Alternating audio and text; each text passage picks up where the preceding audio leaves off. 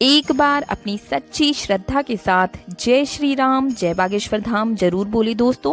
बहुत समय से प्रश्न आ रहा था कि शाम के समय दीपक या पूजा का सही समय क्या होता है। शाम के समय दीपक कब जलाना चाहिए और किन किन नियमों का पालन करना चाहिए। शाम को दीपक जलाने से पहले क्या स्नान करना जरूरी होता है और शाम को कितने दीपक हमें जलाने चाहिए, कहां कहां पर प्रज्वलित करने चाहिए, कौन सा मंत्र बोलने से हमारी हर मनोकामना पूर्ण होगी, घर की परेशानियों को दूर करने के लिए या विशेष अगर कोई मनोकामना है उसकी पूर्ति के लिए हमें कौन सा और किस समय दीपक प्रज्वलित करना चाहिए। तो आज के इस वीडियो में यही सारे डाउट्स मैं आप सभी के क्लियर करूंगी। लेकिन उससे पहले अगर आप सभी को मेरी आवाज़ पसंद आ रही है, मेरा मार्गदर्शन पसंद आ रहा है, तो हमारे इस चैनल तीज त्योहार और धर्म को सब्सक्राइब करने के साथ साथ ही बेल आइकन जरूर दबा दीजिएगा। और अगर मार्गदर्शन पसंद आ रहा है तो अपने सभी सहयोगियों के साथ जरूर शेयर कीजिएगा ताकि सनातन धर्म को हम और भी आगे ले जा सके। तो बिना देर किए शुरू करते हैं आज के इस खास वीडियो को। तो आज का जो वीडियो है वो पूरी तरह से संध्या वंदन को ही समर्पित है। अब सबसे पहले बात करते हैं कि शाम को पूजा करने से पहले स्नान आवश्यक है या नहीं। तो शास्त्रों के अनुसार पूजा में शुद्धता आवश्यक होती है। सुबह जब हम पूजा करते हैं तो स्नान करना बेहद आवश्यक होता है, लेकिन शाम की पूजा हाथ मुंह धोकर भी आप कर सकते हैं। अब देखिए, आप चाहे तो वस्त्र भी बदल सकते हैं, दिन भर शुद्धिकरण का ध्यान रख सकते हैं। और अगला जो प्रश्न है वो ये है कि शाम का दीपक किस समय जलाना चाहिए। तो शाम का दीपक जो है वो हमें गोधूली वेला जो होती है उस समय जलाना चाहिए, यानी कि जिस समय सूर्य अस्त होता है उस समय हमारे घर में दीपक प्रज्वलित हो जाना चाहिए। अच्छा, आप लोगों में से कई लोगों के मैसेज आते हैं कि कितने बजे दीपक हमें जलाना चाहिए। तो देखिए, सूर्यास्त का समय जो होता है हर मौसम में अलग अलग होता है। सर्दियों में 5 बजे 5:30 बजे तक हो जाता है सूर्यास्त।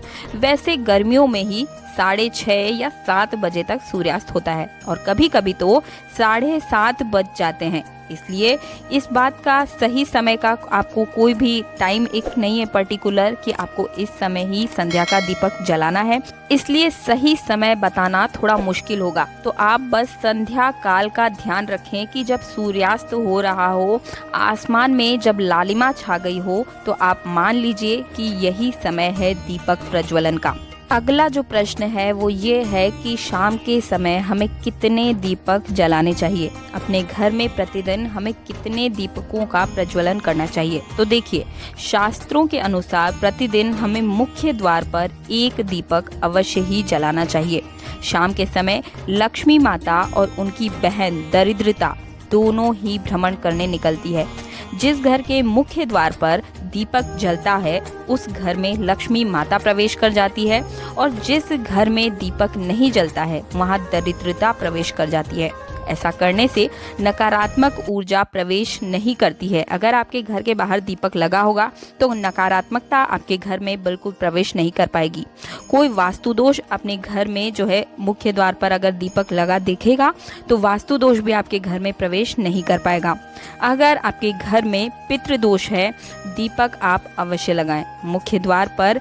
ऐसा करने से सारे दुखों से आपको मुक्ति जरूर मिलेगी, इसलिए इस बात का आप खास रूप से ध्यान रखिएगा।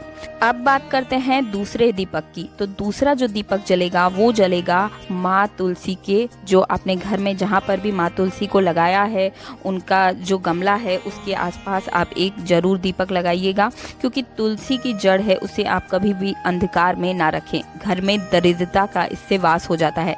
जिन घरों में शाम के समय तुलसी के पास दीपक प्रज्वलित किया जाता है उस घर में हमेशा ही स्थिर रूप से माँ लक्ष्मी वास करती है। तो प्रयास करना चाहिए हमें कि तुलसी जी के पास भी दीपक अवश्य जलाएं। बात करते हैं तीसरे दीपक की। अपने घर के ईशान कोण में जहाँ पर आपका मंदिर बना हुआ हो वहाँ पर आप दीपक जरूर जलाएं। 3 दीपक आपको रोजाना जलाने चाहिए। तीनों दीपक को आप एक साथ कभी ना जलाएं, दूर दूर जलाइएगा। तो बस आपको इस चीज़ का ध्यान रखना है कि मुख्य द्वार पर तुलसी जी के सामने और अपने घर के मंदिर में, जो कि आप ईशान कोण में ही हमेशा मंदिर को रखा कीजिए। ये सबसे ज़्यादा सुखी होता है, सबसे ज़्यादा फलदायक होता है। तो 3 दीपक आपको रोज़ जलाने चाहिए। ऐसा करने से आपके घर की सभी परेशानियां दूर हो जाएंगी और नई परेशानियां आपके घर में प्रवेश नहीं कर पाएंगी। अब मैं बताऊंगी कि दीपक आपको किस चीज़ से प्रज्वलित करना चाहिए। देखिए, सरसों के तेल से, घी से या तिल का तेल से आप इसे जला सकते हैं। शास्त्रों के हिसाब से सरसों के तेल का दीपक हर जगह हमें नहीं लगाना चाहिए। ठीक है, ध्यान रखिए कि नहीं लगाना चाहिए, क्योंकि इसे कड़वा तेल कहा जाता है। सरसों के तेल का दीपक सिर्फ शनि देव की जगह पर ही आप लगाएं, या फिर ये कई बार हनुमान जी के चरणों में भी लगता है। शनिवार के दिन सरसों के तेल का दीपक आप दान भी कर सकते हैं।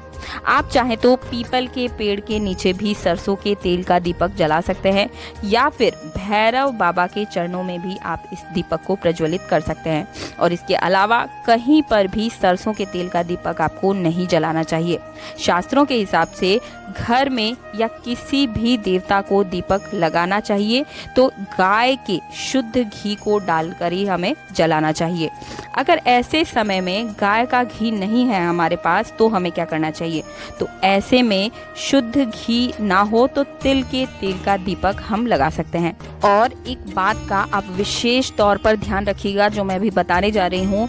जब भी आप घर के द्वार पर या मंदिर में या तुलसी जी के सामने जब भी दीपक जलाएं, तो उस समय आप वहां पर अक्षत, गेहूं या पुष्प भी रख दीजिए।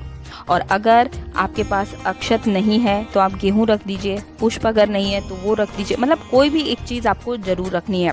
और अखंडित चावल आपको वहाँ पर यानी कि अक्षत को रखना चाहिए, क्योंकि खंडित चावल रखने से घर में दरिद्रता का वास होता है। इन चीज़ों का आप खास रूप से ध्यान रखें। अगर घर में हम ईशान कोण में दीपक लगाते हैं तो 1 कटोरी या 1 प्लेट आप ज़रूर लें और उसमें चावल रखें, फिर आप दीपक जलाएं। शाम को दीपक जलाते समय कौन सा मंत्र बोलना चाहिए, अगली जो चीज़ है वो मैं बताने जा रही हूँ, आप नोट डाउन कर लीजिएगा। तो आप किसी भी मंत्र का जाप कर सकते हैं, माता रानी का कोई भी मंत्र, आप चाहें तो अपने इष्ट देवता का भी कोई भी मंत्र या दुर्गा चालीसा का भी पाठ कर सकते हैं। शास्त्रों में कहा गया है कि मौन रहकर कभी भी पूजा नहीं करनी चाहिए, इसलिए कोई भी मंत्रोच्चारण आप कर सकते हैं। दीप प्रज्वलित मंत्र जो है, एक बार मैं आपको स्क्रीन पर दिखा देती हूँ, आप इस मंत्र को लिख लीजिए। ये सबसे ज़्यादा शक्तिशाली मंत्र है। अगर आपको कोई भी मंत्र नहीं आता है तो आप इसे पढ़ सकते हैं, या आप चाहें तो कोई सा भी मंत्र, मतलब कहने का मतलब आप जो आपकी इच्छा हो, गायत्री मंत्र आप ले सकते हैं, महामृत्युंजय मंत्र ले सकते हैं, कोई भी। अगर आपको कुछ नहीं आता तो जय सिया राम, जय जय सिया राम, जय सिया राम, जय जय सिया राम, इस तरह से भी आप जाप कर सकते हैं। और एक मंत्र जो है वो स्क्रीन पर दिख रहा होगा, आप इसे भी बोल सकते हैं। तो यही था आज का जो मेरा खास टॉपिक था। मुझे उम्मीद है कि आपके मन के सारे डाउट्स क्लियर हो गए होंगे। अगर नहीं हुए हैं तो आप मुझे फिर से कमेंट्स में पूछिए, मैं वहाँ भी आप सभी को जवाब दूंगी।